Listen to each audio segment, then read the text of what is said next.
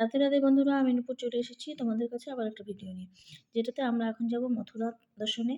তাই জন্য কিন্তু আমরা সকাল সকাল দ্বাদশীর পালনটা করে নিয়েছি, আর এখন প্রভু আমাদের জন্য গাড়ি ঠিক করে দিয়েছে।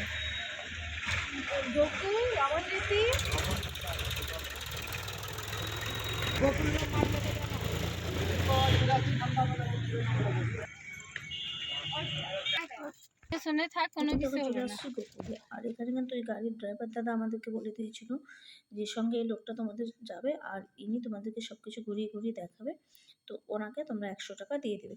তো আমরা বলেছিলাম ঠিক আছে, সেই মতোই উনি আমাদেরকে নিয়ে গেছে। কিন্তু যাওয়ার পরে দেখলাম কিছুই না, ও শুধু একটা মন্দির দর্শন করিয়ে দিল।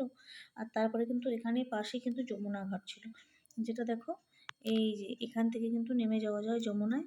আর আমার মাতাশ্রী কিন্তু বারবার করে আমাকে বলছিল যমুনায় স্নান করার জন্য। তো আমি বললাম কি, রাধাকুণ্ডে শ্যামকুণ্ডে স্নান করে তোমার মন ভরেনি যে আবার যমুনাতে নেমে স্নান করতে হবে বলো? এখানে আবার এই স্নান করলে কি ঝামেলা, এইসব ভেজা জামা কাপড় কে টানবে? তারপরে তো যাই হোক, আমরা নেমে গেলাম শুধু যমুনার জল স্পর্শ করার জন্য। আর এখানে আমার মাতাশ্রীর নাকি জল লাগবে, মাটি লাগবে, এইসব নেওয়ার জন্য কিন্তু নেমে গেছিলাম। তারপরে কিন্তু এখান থেকে উঠে আমরা আবার একটু নন্দভবনে ঢুকলাম। নন্দভবনে ঢুকে এখানে একটু প্রণাম করে নিলাম। তারপরে কিন্তু আমরা চলে গেছিলাম রমণরীতিতে। এখানে ভিড় যেন আমাদের পিছুই ছাড়ছে না। দেখো যেখানে যাচ্ছি সেখানেই ভিড়, যেখানে যাচ্ছি সেখানেই ভিড়।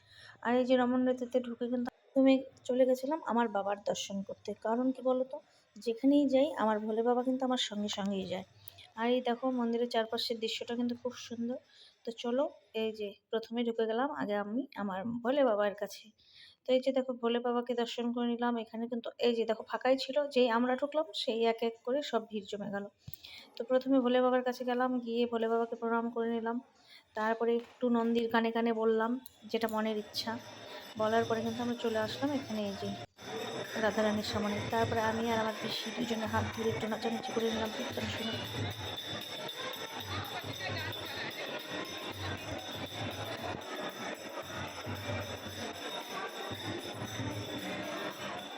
তারপরে নাচানাচি শেষ করে চলে আসলাম এই পাশটা, যেখানে হলো এই যে সবাই ধুলায় গড়াগড়ি দেয়। আর এখানে কিন্তু একটা কথা আছে যে এই ব্রজের ধুলি নাকি গায়ে লাগে না। তো চলো এবার সেটাই দেখবো, কেমন ব্রজের ধুলি গায়ে লাগে না। কিন্তু এখানে রোমা আগে চলে আসছে, আর এসে কিন্তু রোমা একটু দেখে নিয়ে কীভাবে কী করতে হয়।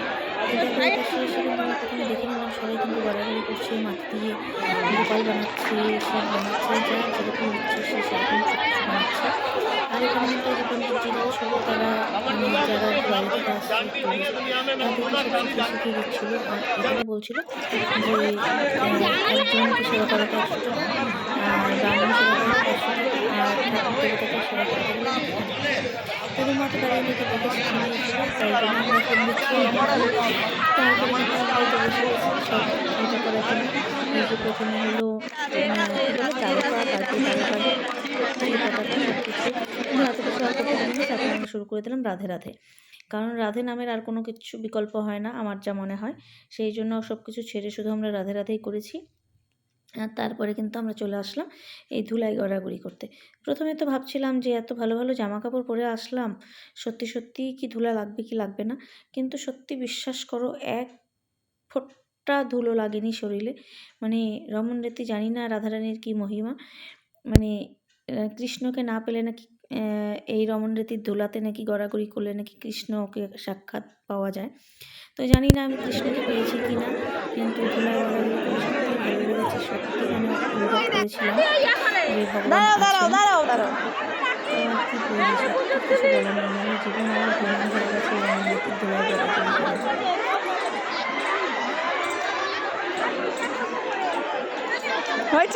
তারপরে এখান থেকে উঠে আসলাম, এসে তো দেখো চারপাশের দৃশ্যটা এত সুন্দর। মানে ফোনে আমি জানি না কতটুকু তোমাদের সামনে দেখাতে পারছি, কিন্তু মানে নিজের চোখে দেখে আসছি, এটাই সব থেকে বড় কথা। মানে নিজের চোখ যেন সার্থক, জীবনে মনুষ্যরূপে জন্ম নেওয়াটা মানে সত্যিই সার্থক আজকে এই বৃন্দাবনে গিয়ে।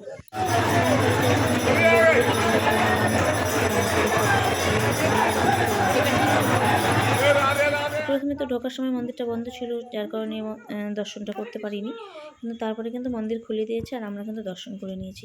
আর ওই যে বললাম এখানে ঘুরে ঘুরে নেচে নেচে একটু রিলস বানাচ্ছিলাম, সবাই বানায় তাই আমিও একটু বানিয়ে নিয়েছি, কারণ এটাই স্মৃতি থাকবে। বৃন্দাবনে আর কি আসতে পারবো,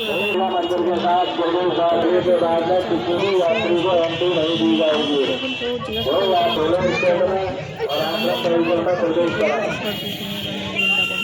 বারবার আসতে চলে যাবে এই জায়গায়। ফরেস্ট নাকি টুরিস্ট, যাই হোক এখানে সব হরিণরা ছিল আর ছিল হলো অনেক তারপরে এগুলোকে তো তুলে নিলাম, নেওয়ার পরে চলে আসছিলাম একটু ফল খেতে, কারণ আর ভালো লাগছিল না। আর এখানে ফল খেতে আমাদের বেঙ্গলের থেকে তারপরে তো এত গরম, যার কারণে রোমাটা ছিল প্রথমে আমি একটু লস্যি খাবো, তাই লস্যির অর্ডার দিয়ে দিয়েছিলাম। আর এখানে দেখতে হচ্ছে বাচ্চা ছিল আমাদের এখানে কানের নিচে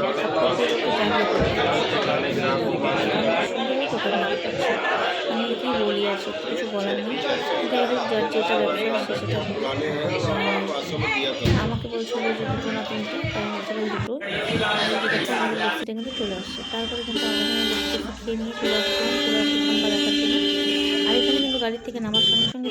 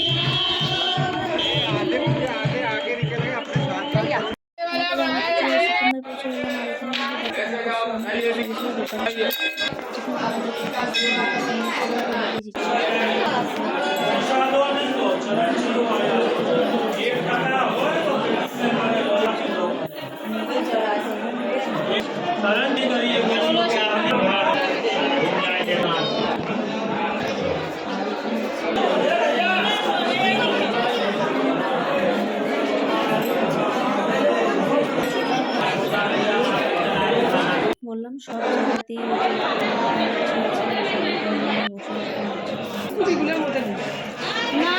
আমার বলে বাবা এখানেও কিন্তু আমি ভোলে বাবার দর্শন পেয়ে গেছি। ওই যে তোমাদেরকে বললাম আগে যে যখনই যে আমার ভোলে বাবা কিন্তু আমার সঙ্গে সঙ্গে তারপরে তো ওখান থেকে চলে আসলাম এত গরম, ছাতাটা মাথায় নিয়ে নিলাম আর এখান থেকে চলে আসছিলাম আমরা ব্রহ্মঘাটে। এখানকার প্রাকৃতিক দৃশ্য এত মনোরম এত সুন্দর, মানে না দেখলে বোঝা যাবে না। দেখো কি সুন্দর যমুনা, আর যমুনার উপরে যে স্তম্ভগুলো, মানে ওই যে বললাম চোখে না দেখলে বিশ্বাস করতে পারবে না। নিয়েছিলাম এত সুন্দর, মানে বলার মতো না। এখানে কিন্তু তোমার এই মাটি খাওয়ার ব্যাপারটা। তারপরে আমরা একটু আশেপাশে কিনেছিলাম, কারণ প্রচণ্ড গরম। আর তারপরে কিন্তু আমরা চলে গেছিলাম শ্রীকৃষ্ণ জন্মভূমির মতো। কিন্তু এখানে একটা দুঃখের বিষয়, সেটা হলো ভিতরে নাকি ক্যামেরা অ্যালাউ নয়, এইখানে সব কিছু জমা রাখে। তাই বাইরে থেকে একটু ফটো তুলে নিলাম, আর তারপরে তো সব কিছু জমা দিতে হবে। আর প্রচণ্ড মাথা ধরে গেছে, গরমে ভালো লাগছে না। আর আমরা কিন্তু এই যে দেখো এখানে দাঁড়িয়ে একটু অনেকটা ফটোশ্যুট করে নিলাম, কিন্তু ভিতরে যেহেতু ক্যামেরা অ্যালাউ নাই তাই ভিতরটা তোমাদেরকে দেখাতে পারলাম না। কিন্তু মানে ওই যে বললাম চোখে না দেখলে এগুলো বিশ্বাস করতে পারবে না। আমি জানি না এই ভিডিওতে তোমাদের আমি দেখাতে পারলাম বা বোঝাতে পারলাম। তো চলে আসবো নেক্সট দিন এরপরে পার্টটা নিয়ে, যেটা হলো বাকি বিহারীর দর্শন। ততক্ষণ সবাই আমার সঙ্গে থাকবে। তো টাটা, রাধে রাধে।